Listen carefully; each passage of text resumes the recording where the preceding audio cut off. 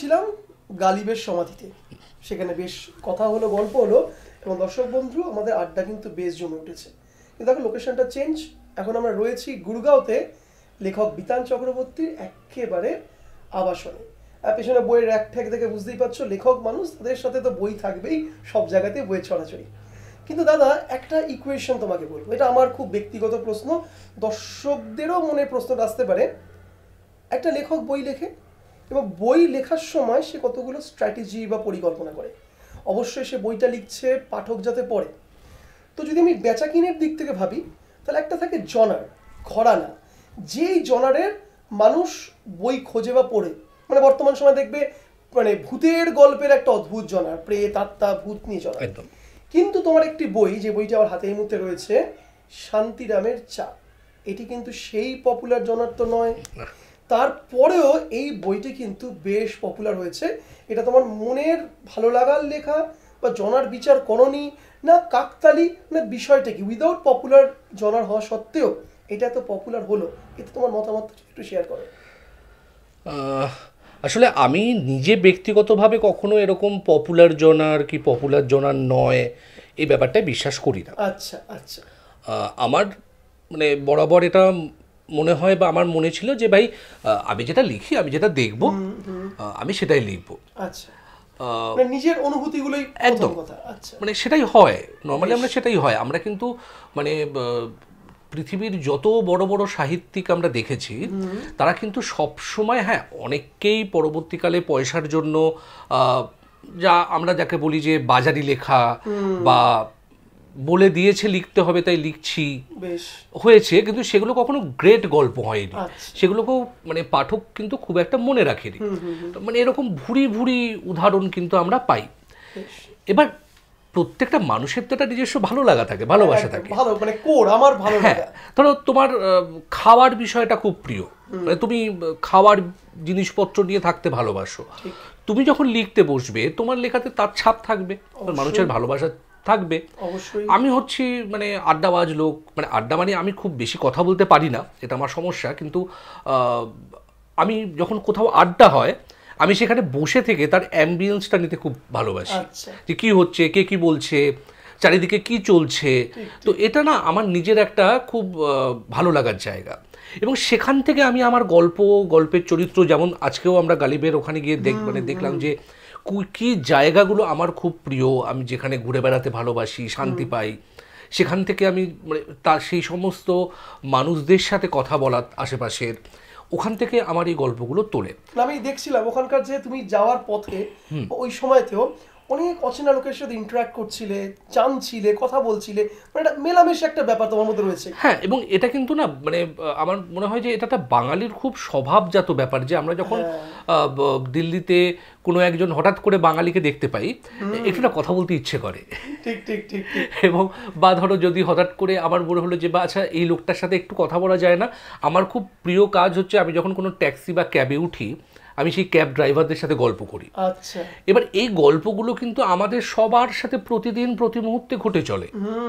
এবার যে মুহূর্তে এটা ঘটে চলেছে, তখন যেটাকে তুমি বইয়ের পাতায় পড়ছো, এবার তুমি মেলাচ্ছ দুটোকে, যাচ্ছে আমার জীবনেও তো এরকম ঘটেছে, তখন কিন্তু সেটা মানুষের কাছে একটা ভালো লাগা তৈরি করে। এবং আমার মনে হয় শান্তিরামের চায়ের এই পপুলারিটি বা পাঠকের এই যে ভালোবাসা, তার অন্যতম কারণ হচ্ছে এটা, যে এই ঘটনাগুলো তাদের সাথে ঘটেছে, তারা রিলেট করতে পারে প্রত্যেক দিনের। হ্যাঁ, তারা এঙ্গেজ হতে পারে ব্যাপারটার সাথে।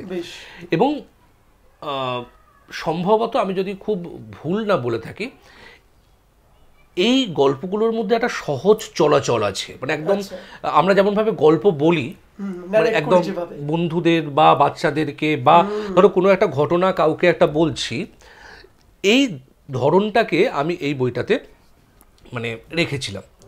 মানে আজ এখনও চেষ্টা করি সেভাবেই রাখার, কিন্তু এখন সময় আমারও চোখ পাল্টেছে, সময় পাল্টেছে, আমারও কথা বলার মধ্যে একটা পরিবর্তন এসেছে, তো সেই পরিবর্তনটা লেখার ক্ষেত্র অনেক সময় ধরা পড়ে।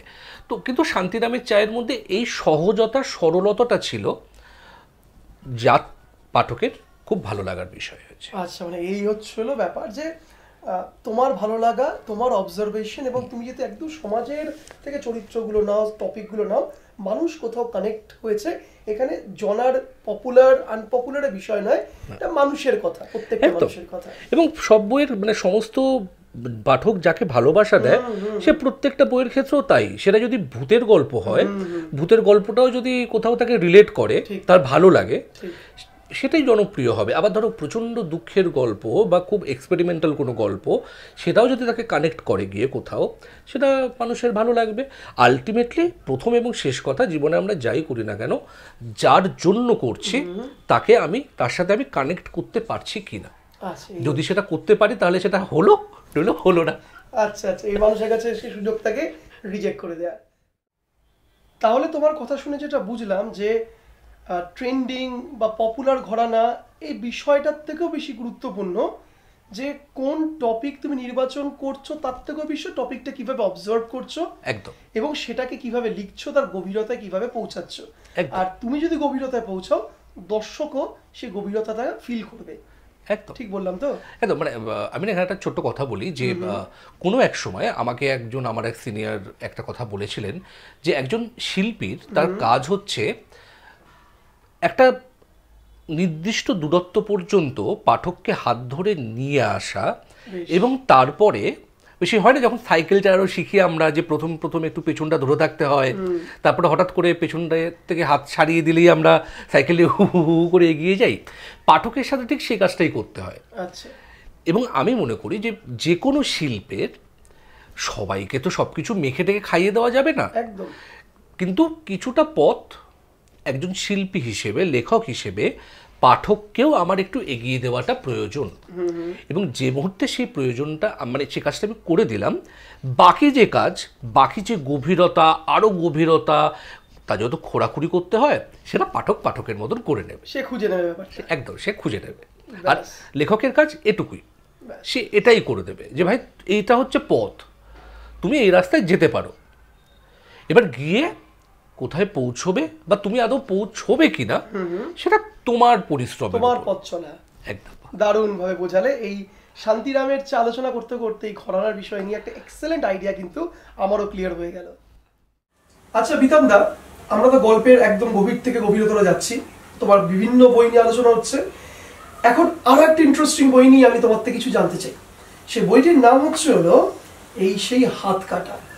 আচ্ছা, এই হাত কাটা বইটি ব্যক্তিগতভাবে পড়েছি, খুব ভালো লেগেছে। এই হাত কাটার এটা তো ট্রান্সলেটও হয়েছিল। এটা ট্রান্সলেটের যে বইটাও আমার কাছে রয়েছে, যেটা হচ্ছিল রিডান্ডেন্ট, এবং এটি মালতী মুখার্জি ম্যাম এটিকে ট্রান্সলেট করেছিলেন। এবং এটা নিয়ে একটা মজার গল্প বা স্টোরি আমি শুনেছিলাম, দ্য স্টেটসম্যান পত্রিকাতে লেখালেখি হয়েছিল। দীপঙ্কর মুখার্জি স্যার লিখেছিলেন বিষয়টি, যে তুমি তোমার এই ইংলিশ অনুবাদটি করার জন্য একটা গোটা চ্যাপ্টার তোমাকে দিয়ে নাকি লিখিয়েছিল। দাদা, কেসটা কি একটু বলবে? আরে সে এক মজার জিনিস। দেখো, আমার না একটা খুব বাজে স্বভাব আছে, আমি যখন কোনো কাজ করে ফেলি, আচ্ছা, আমার না সেখানে আর ফিরতে ইচ্ছে করে না। আচ্ছা, ফাইনাল তো হয়ে গেছে, চেপে গেছে, বেরিয়ে গেছে, হয়ে গেছে, তা আবার কেন? আমি ইনফ্যাক্ট পড়েও দেখি না যে ঠিক ছাপা হয়েছে কিনা। অনেকে আছেন যে পড়ে দেখেন আবার প্রথম থেকে শেষ ঠিক ছাপা হয়েছে কিনা, আমি সেটাও দেখি না। তো এটা অনুবাদ হয়েছে, মালতীদি অনুবাদ করেছেন, রিডোমেনিয়ার কাছে আমরা এই অনুবাদটা জমা দিয়েছি যে তোমরা কি করবে। রিডোমেনিয়া দিল্লির বেশ নামকরা ফিকশন পাবলিকেশন। তো দীপঙ্কর দা হঠাৎ করে সব পড়ে টোড়ে বললো, শোনো একটা কাজ করো, তুমি না একটা শেষে চ্যাপ্টার লেখো। কেন? বলছে না, মানে তোমার মনেই থাকবে যে গল্পটা শেষে একটা আছে যে একজন ক্যারেক্টার, সে তার হাত মানে ডান হাতখানা কেটে ফেলার চেষ্টা করছে। একদম।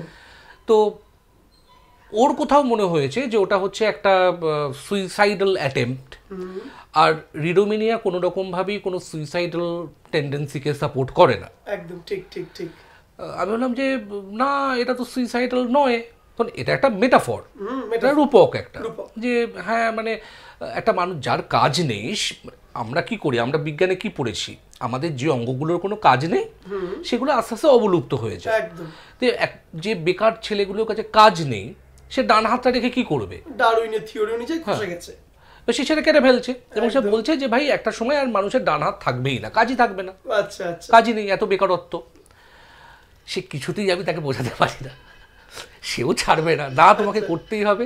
আর আমিও কিছুতেই বোঝাতে পারি না। এবার মাঝখানে চাতার ভূমিকায় এলেন হচ্ছে কীর্তিদা। তো কীর্তিদা আমার সাথে একটা দীর্ঘ সিটিং করলেন, করে আমাকে বোঝালেন যে দেখ, প্রত্যেক ভাষার পাঠকের তো একটা মেন্টালিটি থাকে, বাংলা ভাষায় একরকম থাকে। তুই যে কথাটা বলছিস সেই যুক্তি হয়তো বাঙালি পাঠক মেনে নিয়েছেন, কিন্তু তার মানে তো এই নয় যে ইংলিশ পাঠক মেনে নেবেন।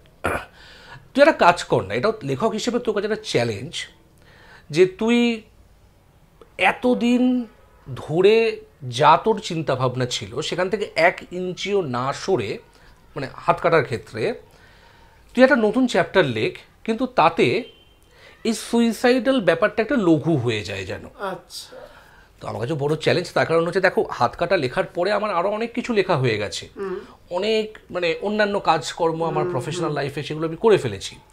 আমি সেই মুডের বাইরে একেবারে, হয় না, আমি আর নেই।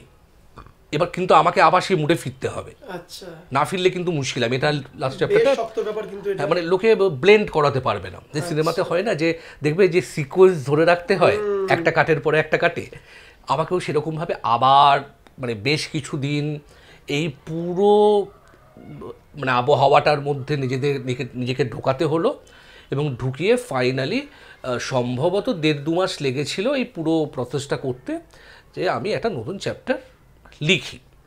এবং এটা সত্যি আমার কাছেও একটা চ্যালেঞ্জ ছিল, যে একদম নতুন, যেটা আমি আমার ততদিন পর্যন্ত লেখক জীবনে আমার এরকম চ্যালেঞ্জ ছিল না কখনো, যে লেখার থেকে আমি বেরিয়ে গেছি বা আমি ঠিক করে ফেলেছি আর এর কোনো নতুন চ্যাপ্টার কিছু লিখবো না, সিকুয়েল লিখবো না।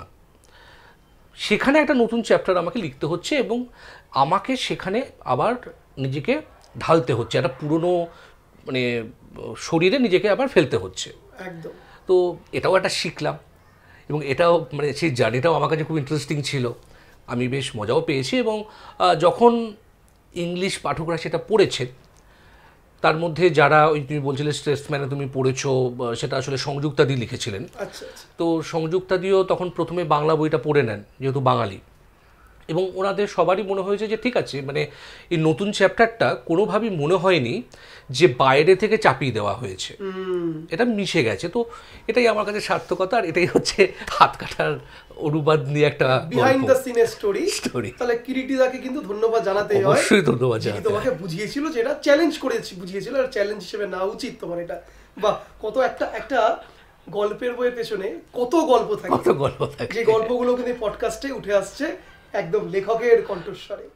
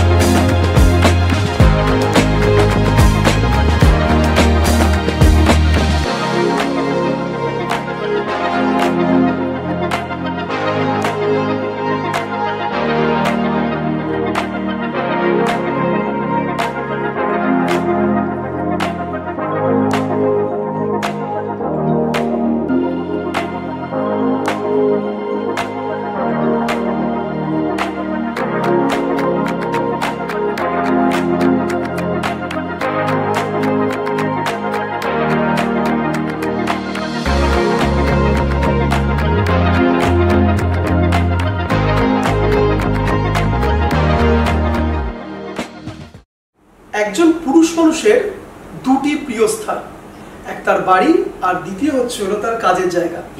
তো বিতানদার বাড়ি তো আমরা দেখলাম, জানলাম, বুঝলাম, কথা বললাম।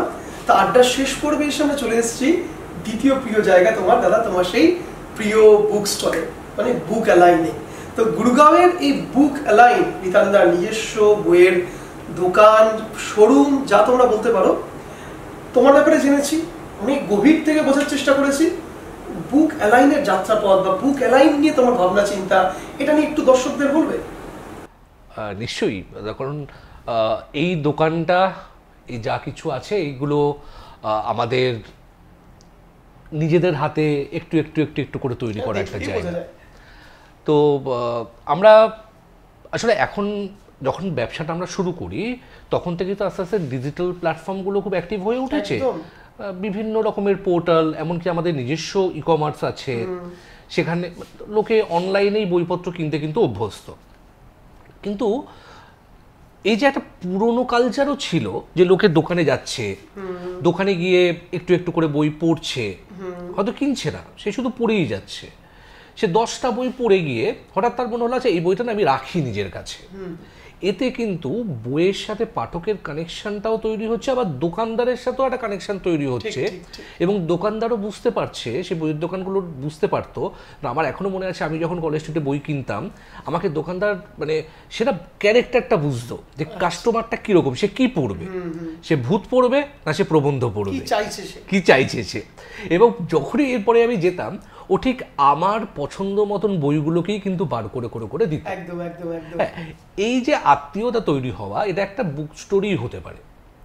তো সেখান থেকে এটা তৈরি করা, এবং আমরা চেষ্টা করি যেমন আমাদের প্রকাশিত সমস্ত বই এখানে পাওয়া যায়, এবং এমন কিছু বই আমরা রেখেছি অন্য প্রকাশনার, যে বইগুলো কিন্তু খুব বেশি মানে ওই যে একটু আগে আমরা পপুলার নন পপুলার কথা বলছিলাম, তো সেগুলো খুব পপুলার নয় কিন্তু অসাধারণ বই। একদম।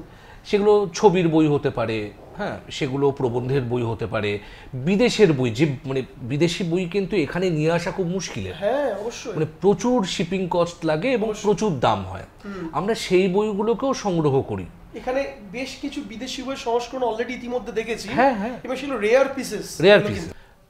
তো এখানে আমেরিকা থেকে প্রকাশিত, জাপানের বেশ কিছু কালচারাল বইপত্র এখানে পাওয়া যাবে। হ্যাঁ, আবার দেখবে যে যে বিভিন্ন আর্টিস্ট তাদের যখন এক্সিবিশন হয়, সেই এক্সিবিশনের জন্য একটা বিশেষ বই হয়, ক্যাটালগ বলি আমরা, আর্ট ক্যাটালগ। সেই ক্যাটালগগুলো এক্সিবিশনের পরে হারিয়ে যায়, বিশেষ সংখ্যা যেগুলো, হ্যাঁ বিশেষ সংখ্যা।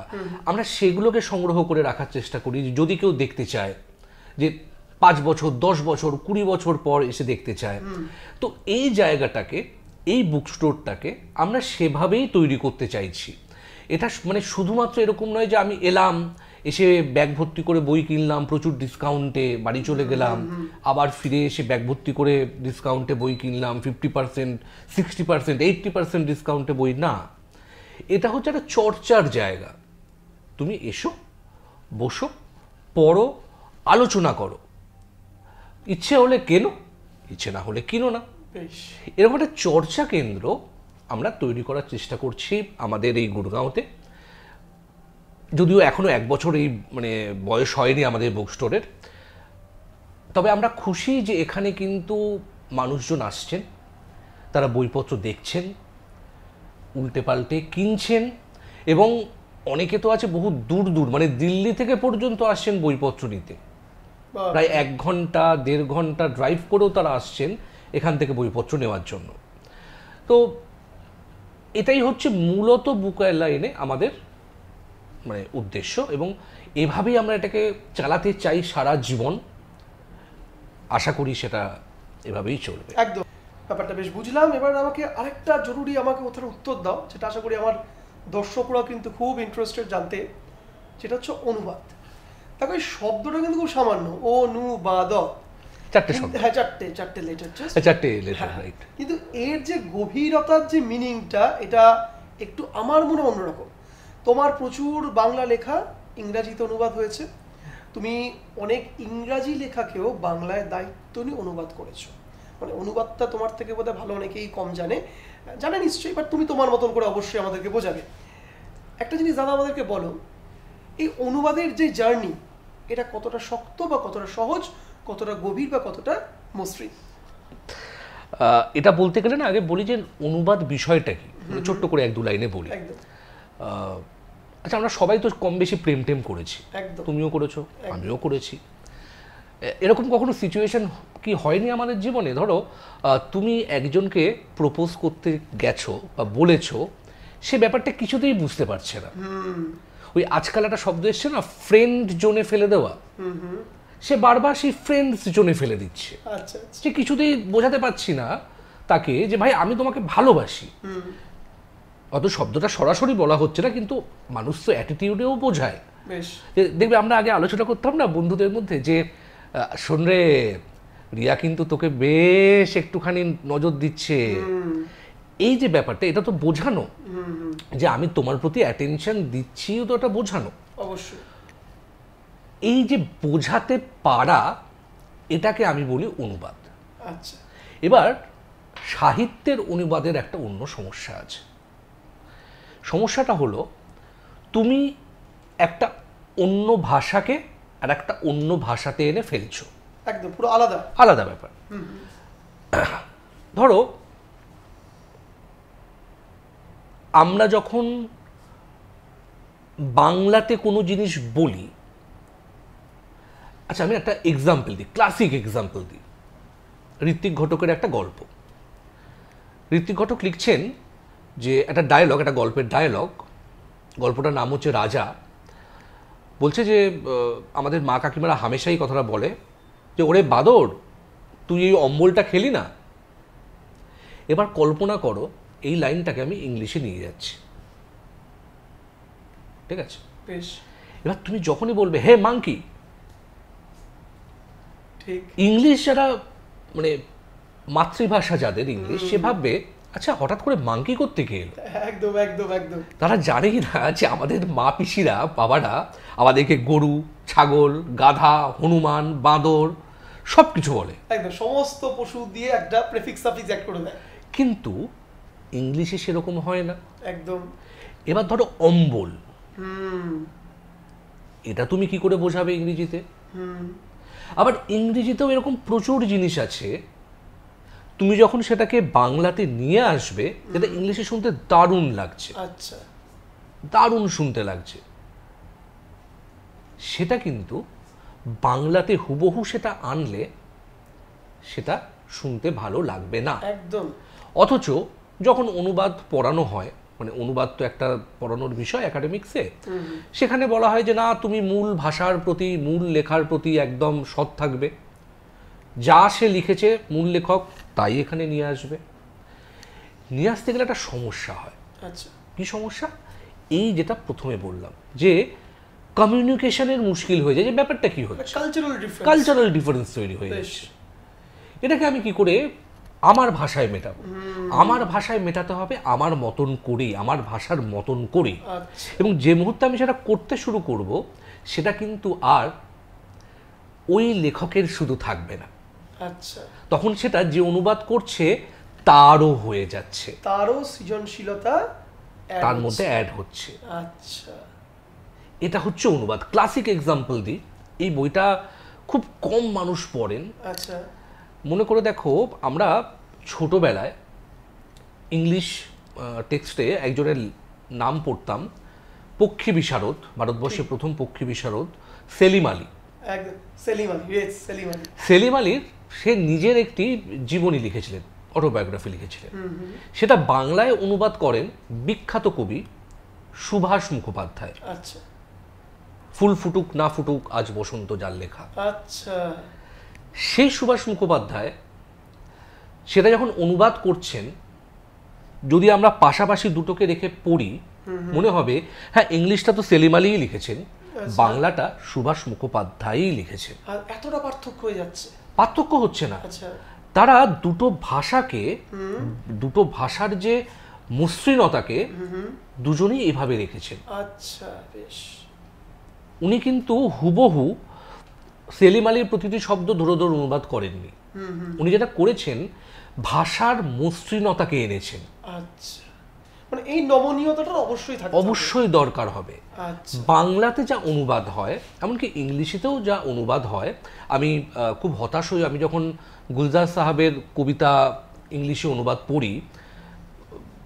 মানে আমি নিজে খুব হিন্দি কম বুঝি, তো আমি অনেক সময় অনেকের হেল্প নিই, তো তারা পড়ে পড়ে বলে না না না, আমি হিন্দির সাথে ইংলিশের কোনো মিলই হচ্ছে না, আচ্ছা। এ একদম ধরে ধরে অনুবাদ করে দিয়েছে, শব্দগুলোকে ধরে ধরে অনুবাদ করে দিয়েছে, হচ্ছে না না, মানে হচ্ছে না, ব্যাপারটা হবে না। তো হিন্দি উর্দুর একটা মিষ্টি ব্যাপার আছে, আচ্ছা একটা ফ্লো আছে, তাতে যেটা শুনতে ভালো লাগছে ইংলিশে সেটা লাগবে না। ইংলিশ অনেক বেশি স্মার্ট।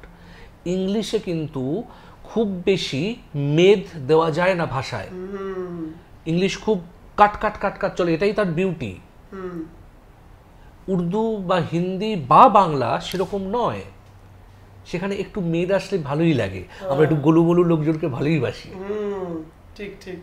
এই যে ব্যাপারটা, এই ব্যাপারটা অনুবাদে আনতে হয় এবং এটা একটা প্রচণ্ড কষ্টকর কাজ।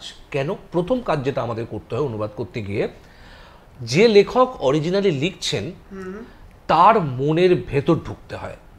লেখক কিন্তু আমার সাথে নেই, ভারতবর্ষের মানে অর্থনৈতিক অবস্থায় এটা সম্ভব নয় যে আমি লেখককে সাথে নিয়ে বসে কাজ করব না। প্রথমেই আমায় যেটা করতে হয়, লেখকের মনের ভেতর ঢুকতে হয়, দীর্ঘদিন ধরে একটু একটু করে তার বইটা পড়তে পড়তে পড়তে পড়তে পড়তে সে কি অবস্থায় বইটা লিখছে, প্রতিটি শব্দকে সে কেন বেছে নিচ্ছে, এই সুতোটা আমার ধরা খুব জরুরি অনুবাদক হিসেবে। আচ্ছা তারপর আমি তাকে অনুবাদ করতে পারবো। মানে আমাকে সেই মানুষটা হয়ে উঠতে হবে।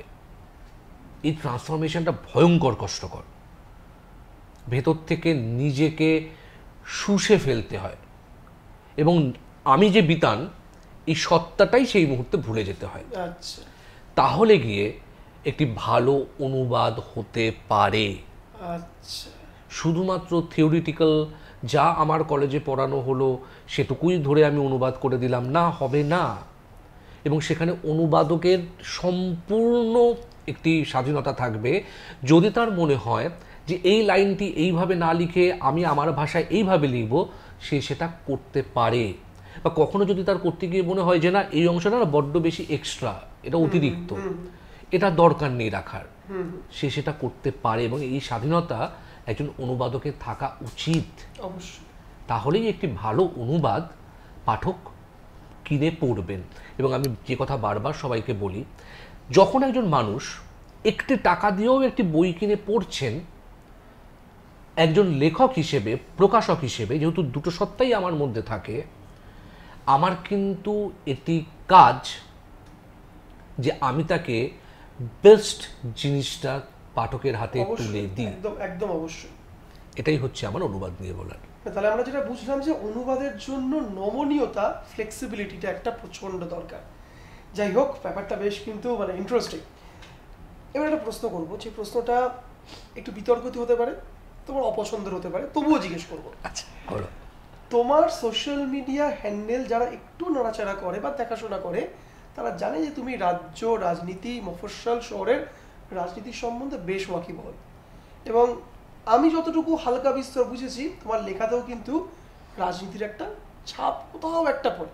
হ্যাঁ, তা বলে কিন্তু তোমাকে রাজনীতি দ্বারা ইনফ্লুয়েন্সড তুমি লিখছো এ বলেও তোমাকে দোষারোপ কিন্তু করা যাবে না। কখনো কোনো লেখা লিখে বিপন্ন বোধ করেছো? প্রতিটি লেখার পরেই আমি বিপন্ন বোধ করি। আচ্ছা। তার কারণ আমি যেটা বুঝি আমি সেটাই লিখি।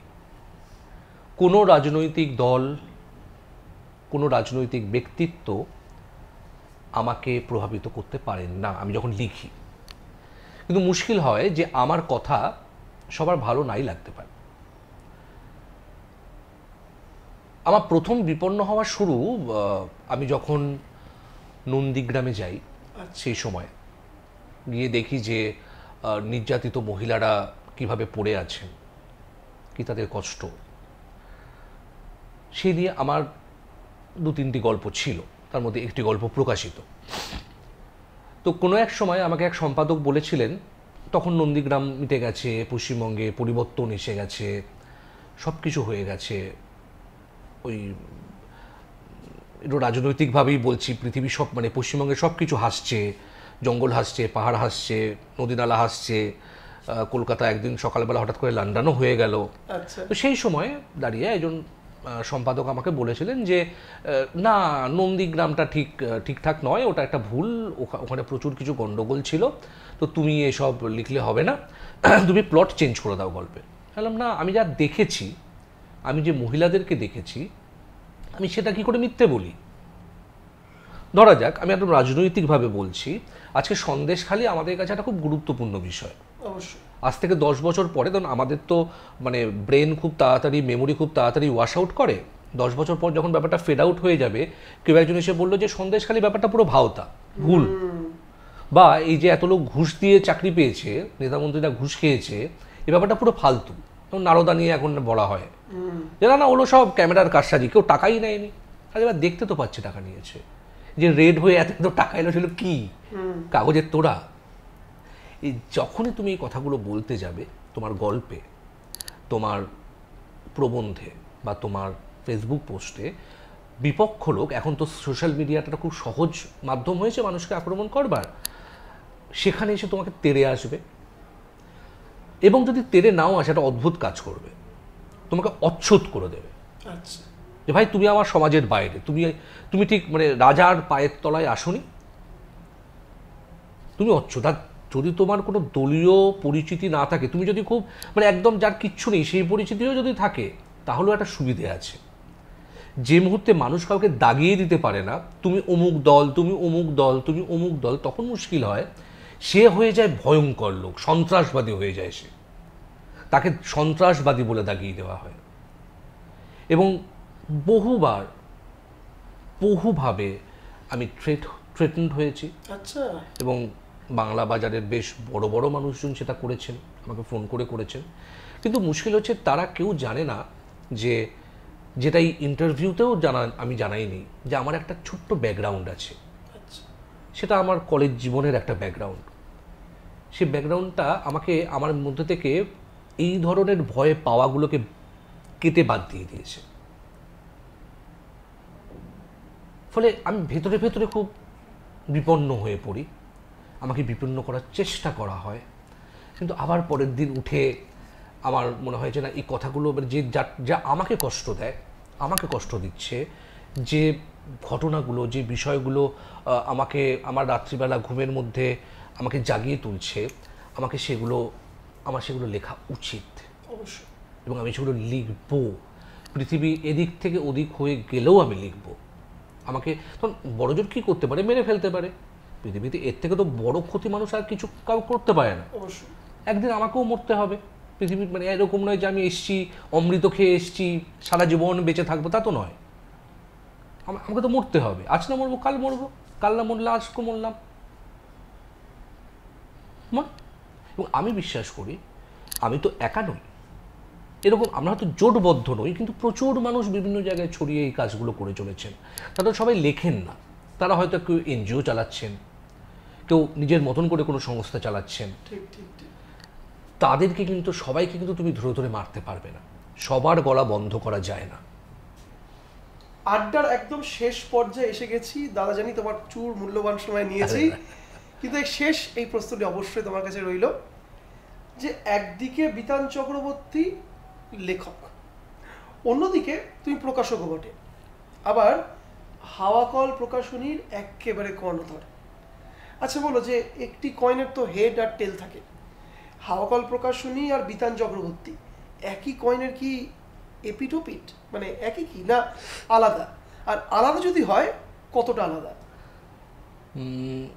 আলাদা তো নয়, মানে পুরোটা আলাদা হওয়া সম্ভব নয়। বেশ, ধরো তুমি যে জিনিসটা একটু একটু একটু করে তৈরি করেছো, এবং পরবর্তীকালে যখন কীর্তিদার সাথে আমার পার্টনারশিপ হয়, সেখান থেকে দুজনে একসাথে যে লড়াইটা করেছি, প্রতিদিন ভেঙেছি, গড়েছি, মার খেয়ে পড়ে গেছি, আবার উঠে দাঁড়িয়েছি, এটা করতে করতেই না ওটা তোমার নিজের ঘর বাড়ি হয়ে যায়। তখন একদম যেটাকে পরিবার বলি, সে পরিবারটা আমাদের ক্ষেত্রে যারা কিছু তৈরি করে, কোনো কোম্পানি বা এরকম কিছু তৈরি করে, সেটা উঠে চলে আসে এখানে।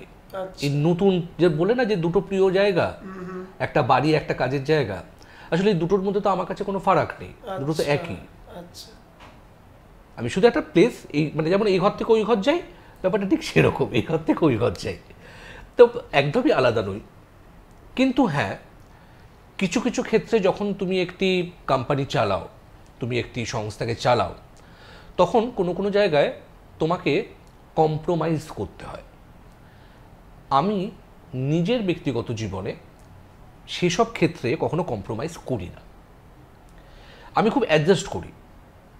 আর অ্যাডজাস্ট আর কম্প্রোমাইজ কিন্তু এক জিনিস নয়। কীরকম কম্প্রোমাইজ করি? ধরো প্রত্যেক জীবনে, এরা যে কোনো শিল্পীর জীবনেই হয় যে তারা যা লেখে সবই তো ভালো হয় না, যেগুলো খারাপ হয় সেগুলো কি করে লোকে ফেলে দেয়, যে না না না এগুলো প্রকাশ করা যাবে না। আমি কখনো যে লেখাটাকে আমি মনে করছি খারাপ লেখা, আমি একদম মায়া কাটিয়ে উঠিয়ে বলতে পারছি যে হ্যাঁ এটা একদম যাচ্ছে তাই লেখা, আমি নিজের সেই খারাপ লেখা কখনো কোথাও ছাপতে দিই না। আমি সেটাকে নষ্ট করে ফেলি। কিন্তু এরকম প্রচুর শিল্পী লেখক আছেন যারা এই মায়াটা কাটিয়ে উঠতে পারেন না, তারা তাদের খারাপ লেখাটা দেয়। এবার এখনই সোশ্যাল মিডিয়ার দৌলতে তাদের বেশ ভালো বিক্রি বাটা হয়। তো কোনো কোনো সময় এরকম করতে হয়েছে, মানে আমার শুরুর দিকে, তখন সেগুলো ছাপতে হয়েছে, এই কম্প্রোমাইজগুলো করতে হয়েছে, যেগুলো একদম মানে ব্যক্তি বিতান চক্রবর্তী চাইনি, ব্যক্তি কীর্তি সেনগুপ্ত চাইনি, কিন্তু ওই যে বিক্রি হবে, তখন দিনের শেষে তো পেটে ভাত লাগবে, বাণিজ্যিক অ্যাঙ্গেল। হ্যাঁ, মানে দিনের শেষে ভাত লাগবে। এবং শুধু ভাত নয়, আর একটা মুশকিল হয়ে যায় কোম্পানি হলে, যারা চাকরি করেন তাদের ডিপেন্ডেন্ট শুধু পরিবার হয়ে যায়। ধরো মা বাবা, স্ত্রী, সন্তান। যখন তুমি একটা কোম্পানি তৈরি করে ফেললে, তখন না তোমার সাথে আরো অনেকগুলো পরিবার জুড়ে যায়। একদম, মানে যে মানুষটি তোমার অফিস দোকানে এসে পরিষ্কার করছেন, সে থেকে শুরু করে যে তোমার ম্যানেজার, সে পর্যন্ত তোমার পরিবারের অংশ। ফলে তোমাকে মাসের মাঝখানে গিয়ে ভাবতে শুরু করতে হয় যে ভাই আমি সামনের মাসে গিয়ে তাকে মাইনেটা দিতে পারবো তো।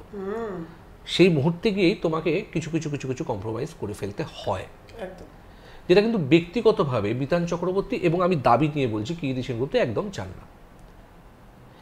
এই বিভাজনটা প্রত্যেক কর্ণধার এবং সংস্থার মধ্যে থেকেই যায়, এটা আমরা গিলে নিই আমাদের পেটের দায়ে, বিষ পান করার মতন। কিন্তু যখন আমরা নিজেদের ব্যক্তিগত জায়গায় আসি, তখন সেটা আমরা একদম করি না। ওই জায়গাটা আমরা সবসময় চেষ্টা করি যে মোহহীন থাকার, যে আচ্ছা ঠিক আছে এটা খারাপ, আমি মেনে নিয়েছি এটা খারাপ, আমি এটা কখনো কোথাও প্রকাশ করব না। আচ্ছা বেশ, তো বিতান চক্রবর্তীর সঙ্গে এই ছিল কথায় কথায় আড্ডায় অনেক কিছু আলাপচারিতা।